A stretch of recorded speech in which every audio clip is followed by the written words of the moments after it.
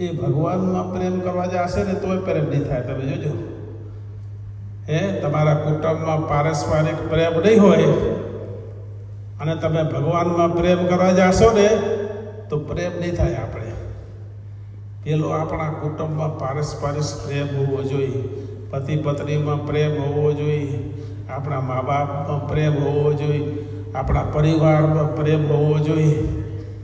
જો એ પ્રેમ હશે ને આપણે તો કુદરતી ભગવાનમાં આપણે પ્રેમ જાગશે. કુદરતી ભગવાનમાં આપણે પ્રેમ જાગશે. પેલા આપણા કુટુંબમાં સાથે રહી, સાથે મળી અને સુખેથી જિંદગી જતી હશે ને એને ભગવાનમાં પ્રેમ ખૂબ થશે. તો વાલા ભક્તજનો, આ શિબિર એમાંથી એટલું જ લેતો જવાનું આપણે.